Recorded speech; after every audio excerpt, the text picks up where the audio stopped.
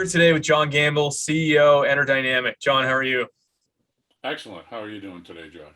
Listen, great. I appreciate you coming on today. Really want to get a chance to sit down with you and go over a little bit of the inception story of EnerDynamic and then touch on some of the ongoing projects. We've got a lot of questions in from shareholders on some of your ongoing projects, some of the projects that you started a few years ago. And because you're doing so much, your company technology has so many applications across various industries. I wanted to give them and you a chance to go project by project today and really get a sense for what you're doing for each vertical, what the progress has been since some of the debt restructuring, since the last few updates on via press releases, and then get shareholders an update on everything you're working on now. That's great. Awesome. So happy to do that. Happy to address the shareholders and get them up to speed and where we're at today. Especially, like as you say, getting the merger now with Windular, getting them on board. Starting to integrate their technology into our technology, and as we get later here in the interview, see how that merger and that has now started to really culminate into sales and revenue. Awesome. So for those just first new to the story, and even who've maybe invested in the last few months, why don't you walk us through inception till now? So founding in 2013, how's the path been? How have you got here today? Yeah, the company EnerDynamic was formed in 2013, and then we went public in 2014 in September. Since its inception, the company really started as a solar company. We had at that time a basic wind technology that we had as well. The company, the solar technology we had, the first year we did well over $10 million in revenue doing Ontario Fit program. That of course went by the wayside after 2014, and so the company needed to look at how we could take our market instead make a market in some sort of technology other than solar, or combined with solar. And that's where we come up with looking at this fiberglass technology from Europe, and ultimately buying this company, buying the European company that had this proprietary fiberglass technology. That in itself, the initial technology wasn't right up to speed that we thought it was at the time, and we had to take the company through 215, 216, and basically re-engineer that material so to make it fire retardant and really able to go to the market. At the same time, we started to play with how to be able to integrate our solar cells into that technology, and ultimately now we have a patent on that technology.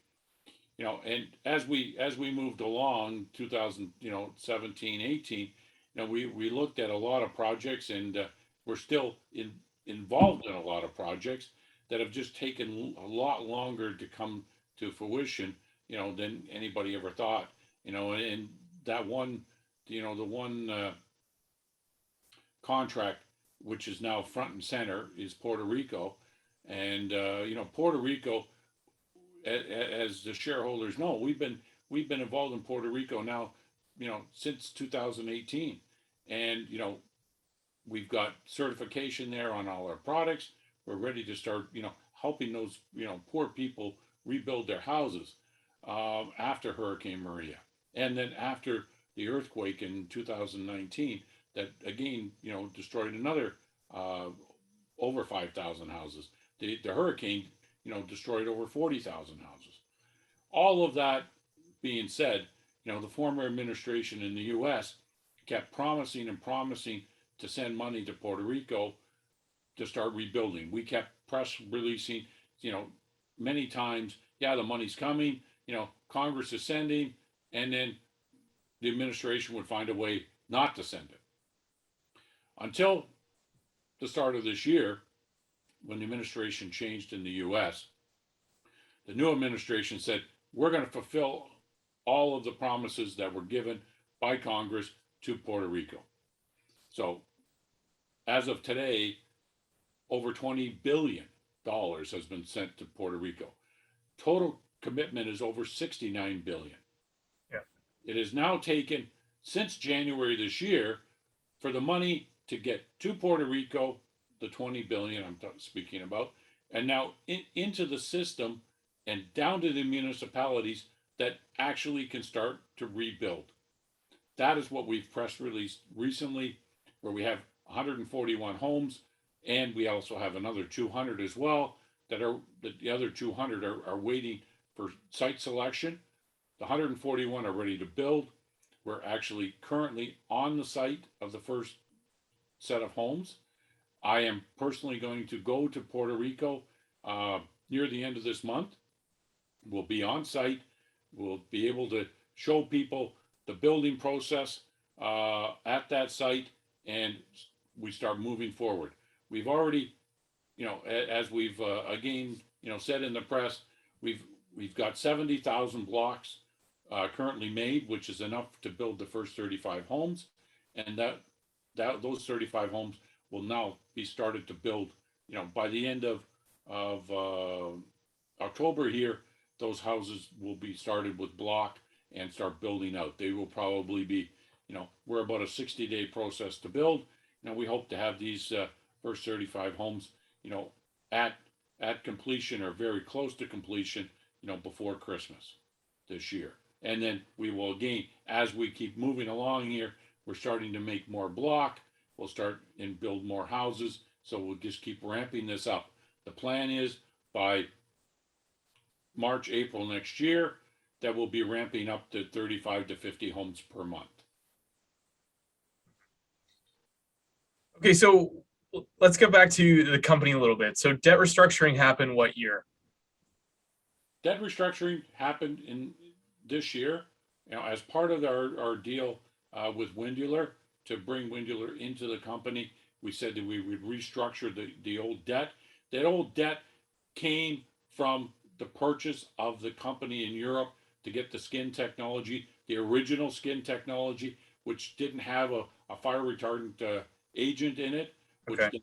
went back to be we retuned it, re-engineered it, and came out with a much better product that we have today. Okay, so you bought the skin technology for how much in 2013? Just over $20 million. Okay, so you bought the technology for 20 million. You needed to retool it. How many years did it take to retool the technology?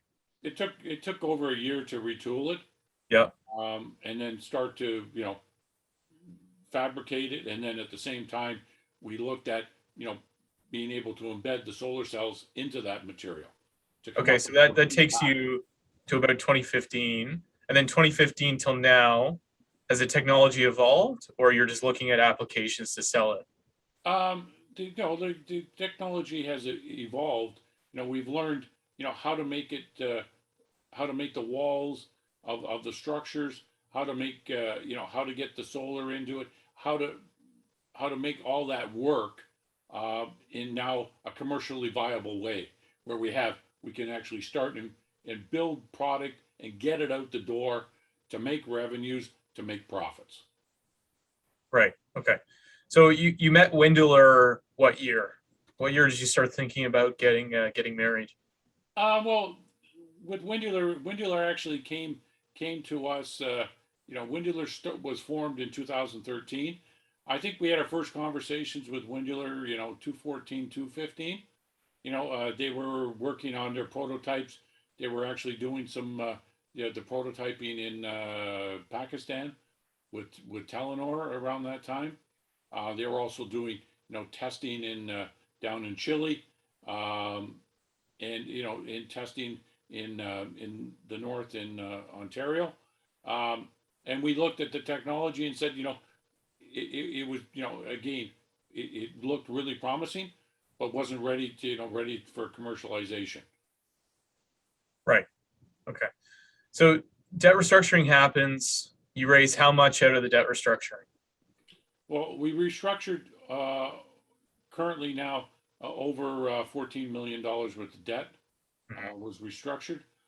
We also now have our old division EHTI. Um, we've put that into, as we've press released, into bankruptcy, and it's basically almost complete. Um, that will eliminate probably another 12 million in debt. So we're going to be able to come out of this with over 26 million off the balance sheet, um, and you know bringing the bringing Windular into EHT. Um, we currently raised just over $3.5 million as part of that whole package. Okay.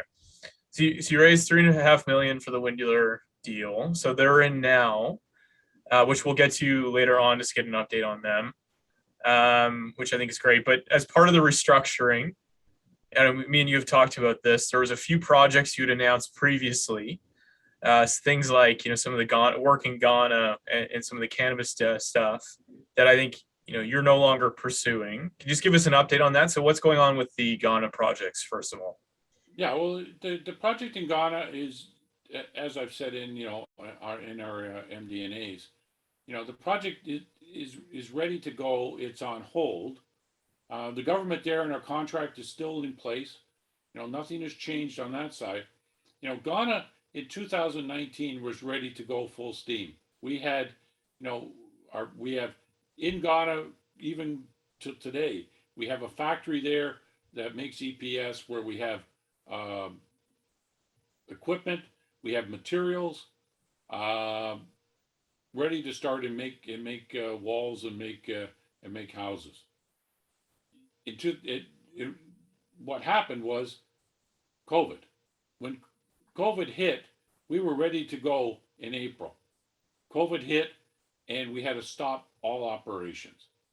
To date, we've sat idle, and we're continuing to stay idle because we can't be sure of the safety of our employees to go there and actually get started. They understand that.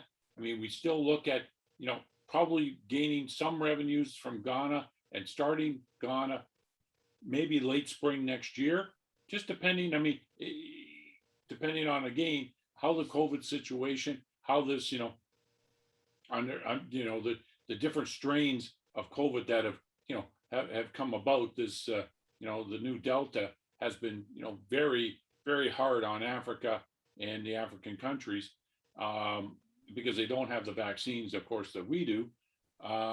So I mean, that's where that sits. The good news is it's on the books. It will happen. They want to make it happen. The backlog of houses in Ghana continues to escalate. When we were there ready to start a couple of years ago, there was over 2 million houses needed.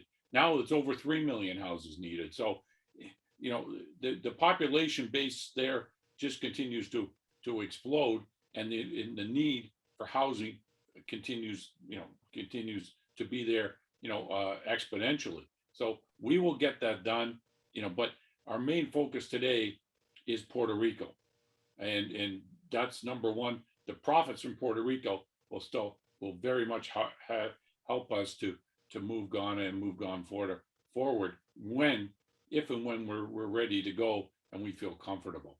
Okay. Other And then other let's talk about let's talk about the cannabis deal too. I mean, you would press. cannabis, yeah, we've press released that we were looking for a cannabis license and going after the license. We did pursue that, but we ultimately have put it on the side burner. The cannabis operations in Canada, there's a multitude of guys out there, and they're making, they're growing a ton of weed, and the market isn't, what we thought, as robust or as we thought it was going to be back in 2019. Our technology is great, and our grow units, and we continue to pursue the grow units, and pursue the Food for the North program with the Canadian government, which we're hoping, now that the government has changed, that we can pursue and go forward with some of these Food for the North programs, with the First Nations. So I completely agree. Massive oversupply in the cannabis markets in Canada right now. So I think it's completely the right approach. So question for you, is EnerDynamic today the same as it was in 2013? What's different now? What changes? Well, what's different now is, for once, ever since 2013, the company now has a number of silos that are now churning on all cylinders to bring revenues and bring profits into the company going forward. We've never been in this position. We've always been, in one project or waiting for another project. Now, because of the merger with Windular, that also helped us to propel into more I would say projects, but into more areas where we can deploy our technologies, to gain revenues and sales, immediately. So let's talk about the existing product verticals today. So I want to go project by project, like I said earlier, and get an update. You touched on Puerto Rico. Let's start there. So high level from what I've seen in the press releases, 341 orders. That's about $150,000 revenue per home. That's $51 million off the top of my head here. It's an incredible revenue number. Where are we in the progress right now? You said you're going to Puerto Rico. When are you going? Yeah, I'm going to, actually, we leave here on the 22nd of October. Okay, so I'll be there till the 28th. Right. So talk us through right now, where the boots on the ground in Puerto Rico right now, what are they focused on right now? The boots on the ground now are clearing the land for those first 35 homes. Getting prepared to pour slabs so that we can start stacking the blocks with our unique block system and get them ready for then to have our walls made and the walls put in. Okay, so you have enough blocks for the first 35 homes. Correct. So your partner, Cat 5, is on the ground. They have the team. They're starting to build the houses. How quickly do you get through the 341 orders? The 341, we hope to be through, sometime probably March, April next year. Okay. And you're capturing that revenue as you finish the houses. How is it working from the billable perspective from orders from the government? Yeah, I mean, how we do on all our revenues, the revenues are after we either ship an order or we complete an order. So as the houses get complete, signed off, and we send the bill to the government, then we can book the revenue. Okay. So 341 orders, 51 million, incredible number. Obviously, people are excited about that. You keep talking that there's more coming. How many more houses are coming? How much more can these guys really handle? Well, we continue to work with the government there every day, all levels, from municipalities all the way up to the governor. They love our technology because our speed to build, because we can build in 60 days instead of either 120 or 150 with regular technology that's in place today in Puerto Rico. So the orders, they just keep now releasing every week more orders and more orders. As a fact, there's 38,000 houses to build under the program, the R3 program. There's only been 200 built to date. So there's 37,800 houses to build that have to be done, and they're hoping to have those done over the next 5 years. Where we will be able to supply or build, as many of those as possible. Again, we are one of the only people in Puerto Rico making our products in Puerto Rico. So that also gives us an advantage, to get more and more orders because we're on the island, contractor. How many other companies do you think are all competing for that housing business right now in Puerto Rico? Well, there was up to 10 other companies, 10 major GCs. Yeah. But some of them have pulled out. I think they're down to 4 or 5. But out of those 4 or 5, we've discussed with them all, buying our block and using our block technology. So yeah, I think now the money starts flowing, a lot more guys will start buying our block because they can turn the houses much quicker. Yeah, but no one's building these block net zero homes. They're building just regular wood and concrete Regular homes. poured concrete houses.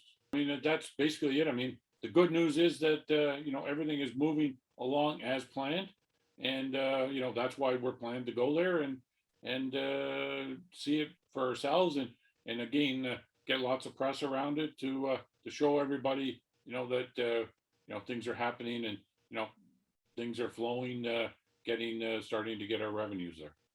Awesome. So let's move to Windular now.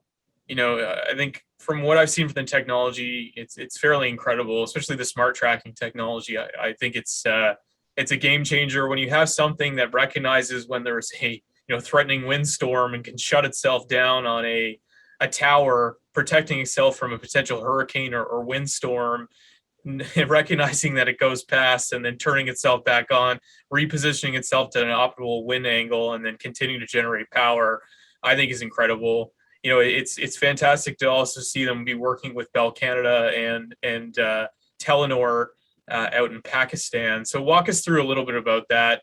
How long has it taken them to really get those clients? What's the 6, 12, 18-month window here for them generating additional revenue? Of course, we saw the press release a few days ago, picking up almost another $500,000 in revenue from Bell. What more do we have to expect from these guys?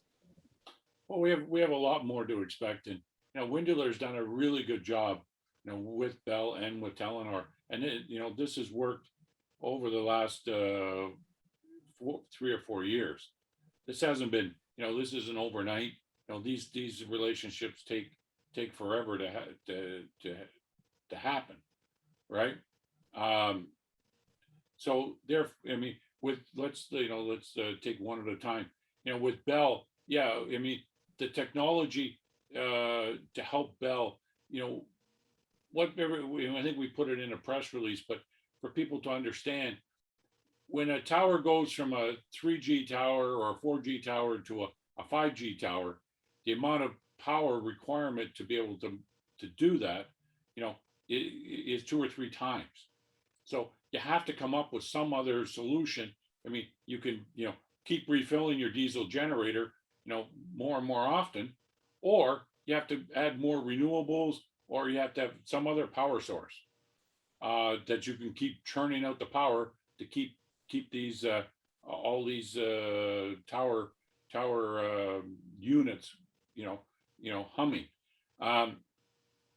So what Bell is having us do, like this one site in Northern Ontario, is upgrade, actually using our solar and using our shed as a utility shed to keep the batteries and all the inverters and everything warm in the winter, because again, with our special technology, there's no thermal bridging in our material, so that the cold outside doesn't permeate inside. And the problem Bell has had in the past is they've got units there that are actually made out of metal. So these metal units basically acted as freezer units, and they kept having to pump more and more heat into them to keep their batteries and keep all the machinery and all the other components warm. That's why they've come to us and said, great, you guys provide solar, you provide the utility shed, and we want to use that as this is basically our test site to show them how all this works. They've already come, they already understand what we have, how beneficial that's going to be, and have said, they're already looking at a lot more sites to have our technology placed next year.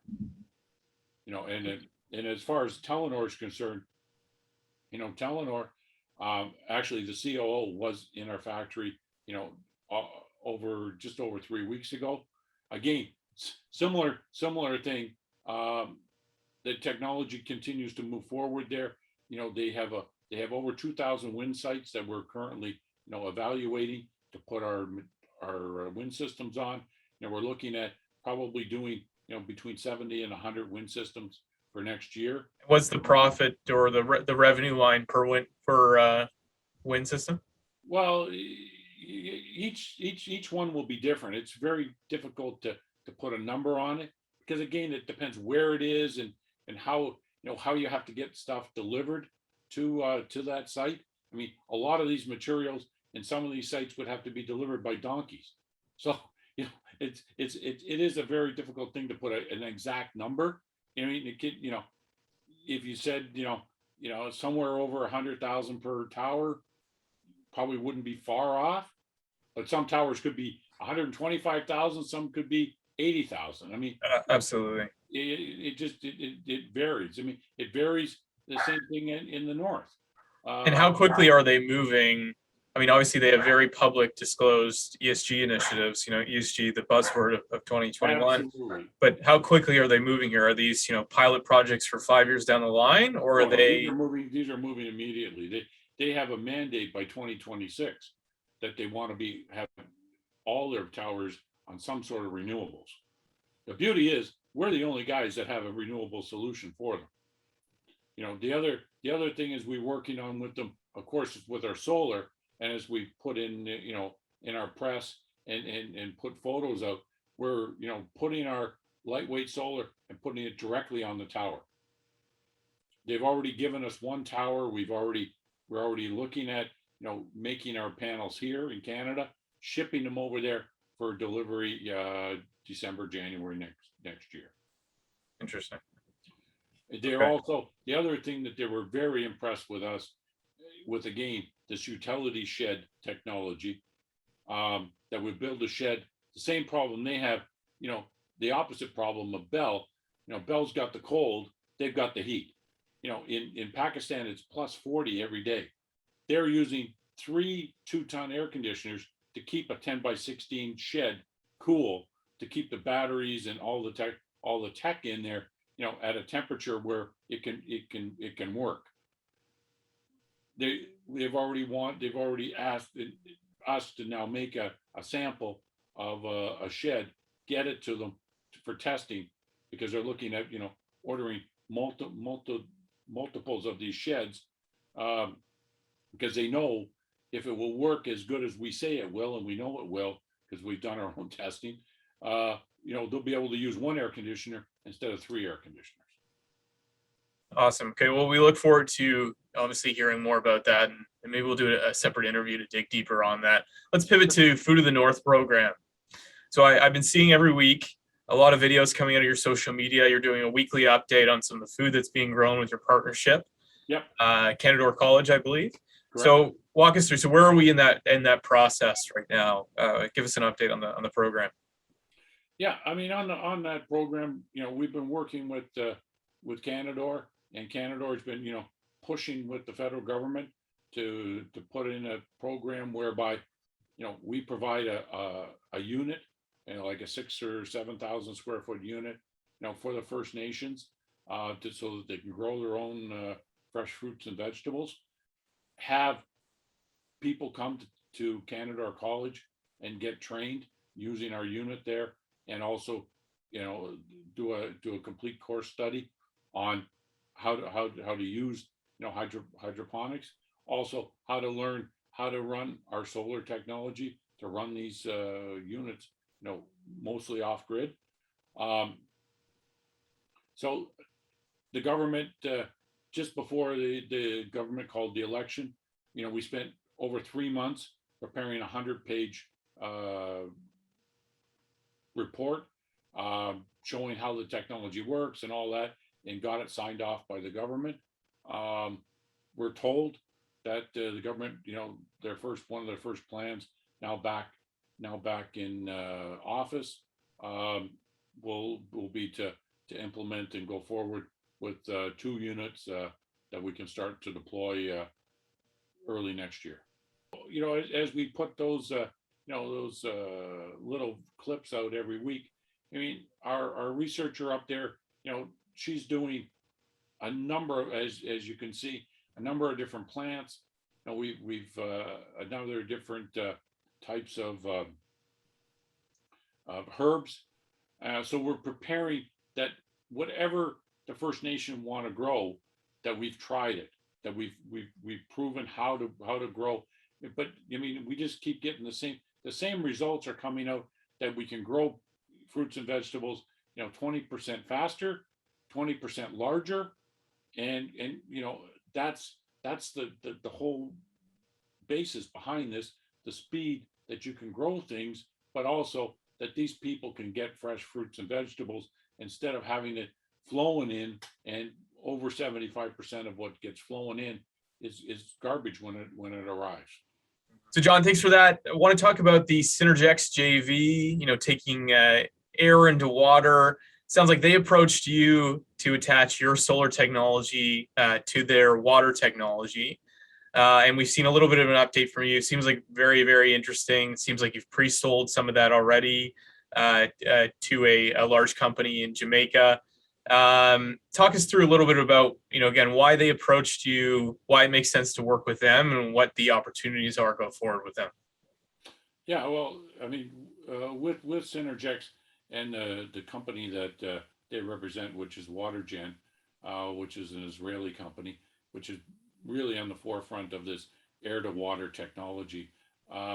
They came to us because they were getting, their customers were saying, how can we make this mobile? Because they wanted to be able to take the drinking water out to the public, and how but these big units that you got to plug in, you don't have a plug everywhere. So they said, could we make a trailer that could power it? And we sat down and said, yeah, we can make a 20-foot trailer that will house about 10 kilowatts of solar. Put your unit on it and we'll make it work, which currently in our factory is being built. We will roll it out next week, and it will also get out into the public October the 16th. It will be at a show in Chicago on water technologies, and also will be part of the UN Water Conference in Glasgow, Scotland, which we'll do by video link on October the 30th. So they've got, this company has been already in the marketplace. They have orders for over 50 of these water trailers. And which now we're completed. We can and roll it out. We can show people, yes, it actually exists.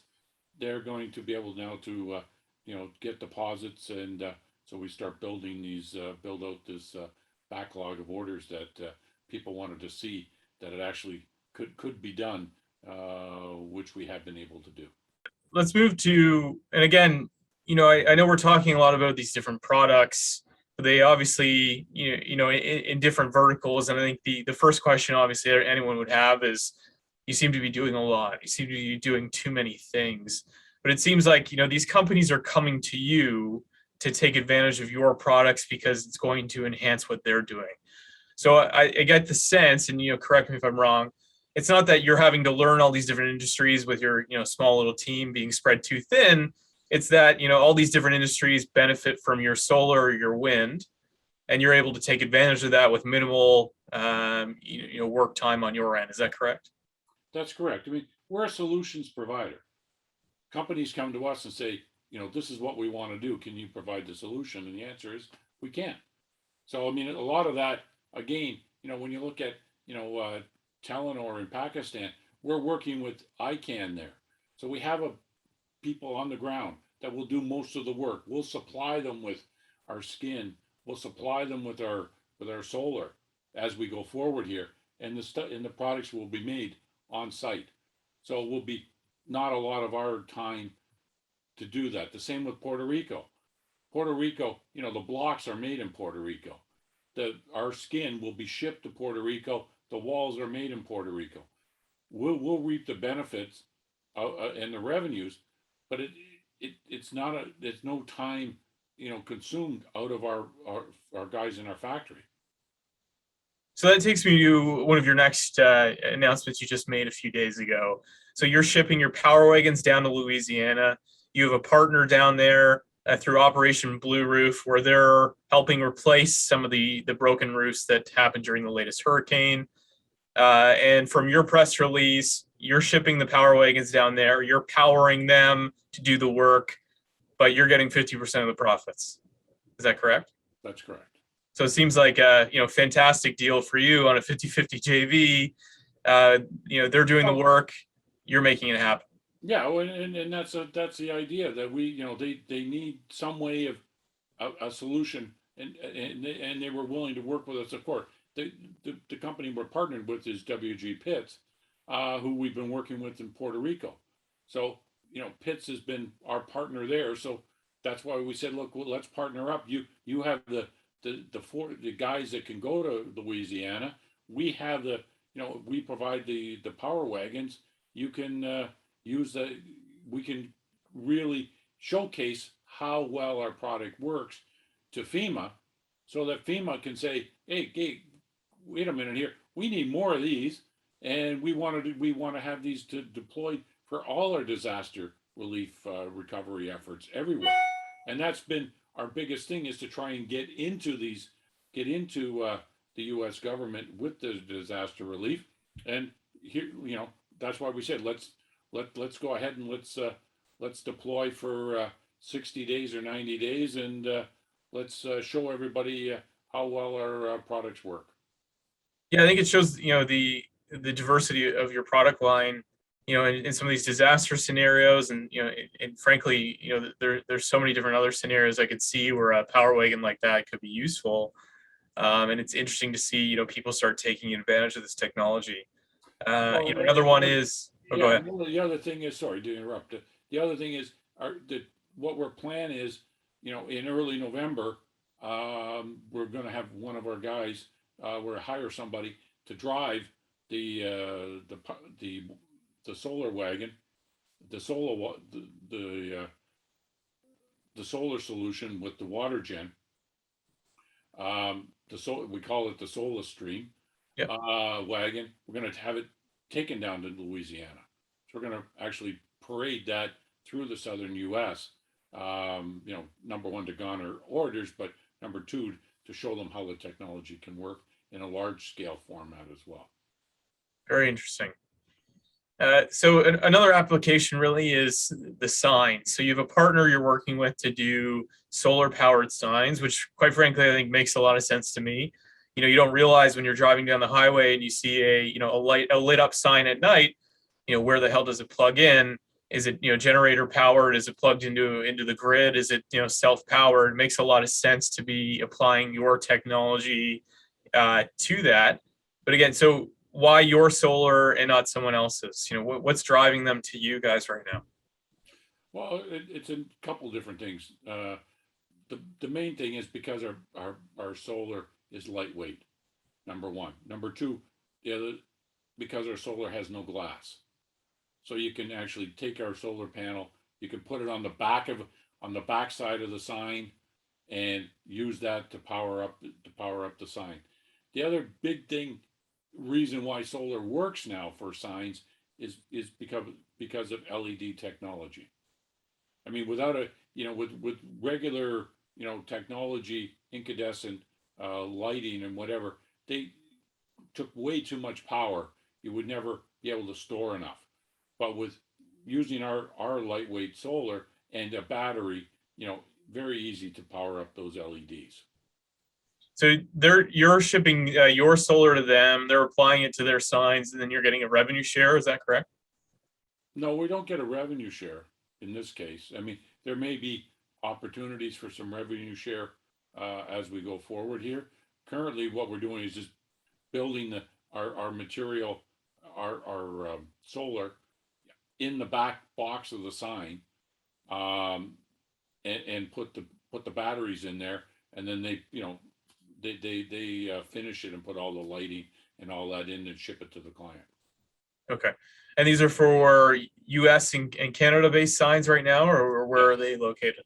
Yeah. Oh, they're the number two pride signs. They're the number two sign company in all of North America. So Interesting. we're just starting. This is one program with actually going to North Carolina. This first sign with a food company, but they do all the automotive signs. You know, right now they're in talks with some major automotive companies to change all the signs on the front of their of their of their sales lots, car lots, whatever you want to call them. And as you said earlier, I mean, the cost saving. Most of the signs are run off the grid. They got to run all these cables and lines out to the sign. That can cost as much or more than the sign cost. Yeah. Being able to do what we do and build our solar into it is a huge cost saving to the customer. Very interesting. So, going back to my earlier question, though, you've got a lot going on. You've announced a lot of projects here. So walk me through, you have a small, but we'll call it a mighty team here. How do you prioritize all these projects? How do you keep them going? How do you keep shareholders up to date on where you are for each of these right now? Well, yes, we do have a lot of projects on the go. I mean, the great thing, of course, bringing the Windular team in, Jerry's stepped in to help with on the sales side, and also on the implementation of getting the stuff done. Windular had a couple really good logistics guys as well that came on board with us. So we've expanded out our team with the Windular addition. And we like I've said, a lot of this what's happening, hasn't really affected the company here. It's more outside of here. It's it's Puerto Rico. It's the guys in Puerto Rico, which are team down there. It's here with here. Yes, the Bell order is our team here and the Windular team working together. So it's just working synergistically to move these projects forward. Amazing. So as we look forward now, I think, level setting and part of the new EnerDynamic, how are you going to communicate differently to shareholders here? What kind of steps are you taking forward, to keep people engaged, especially with so many projects going on? Well, I think the shareholders, as you've seen, since we completed the deal back in August, I mean, we've been press releasing at least once, if not twice a week, giving shareholders a lot more depth and knowledge of what we're doing, and we will continue to do that. Whether and trying to make sure that we're disseminating information as quick as we can. We're listening to shareholders. Shareholders wanted some revenue numbers. We put revenue numbers out. I mean, we'll put out whatever we can, whichever is possible. I mean, yes, we have some restrictions depending on the customer. Some customers will not let us put out numbers and whatever because of their exclusionary policies. But whatever we can, we will do, and of course keep everybody updated as we go forward here. And without now, we've updated our website. Our social media presence is 1,000 times more than it was even 6 months ago. So we're here, and we've got a team of guys that can answer questions, and if there's specific questions, always happy to address it on a call, or we'll have a web call or something to do that as we go forward. All right, listen, John, I appreciate the candidacy and the discussion. It's something that we definitely want to keep up, especially for all your current shareholders here, to get a sense for what you're working on. I can say personally, I'm very excited to see how these play out, especially Puerto Rico. Look forward to seeing you down there with the shovel in hand. I think that's going to be important, and can't wait to see all the other initiatives you have going on. Great, absolutely, and we're happy to get finally moving ahead here and being able to show revenues. get the revenues here for the fourth quarter from our Bell order, and from some other initiatives that we're working on. And first quarter next year will be paramount with getting the orders and deliveries of these houses in Puerto Rico.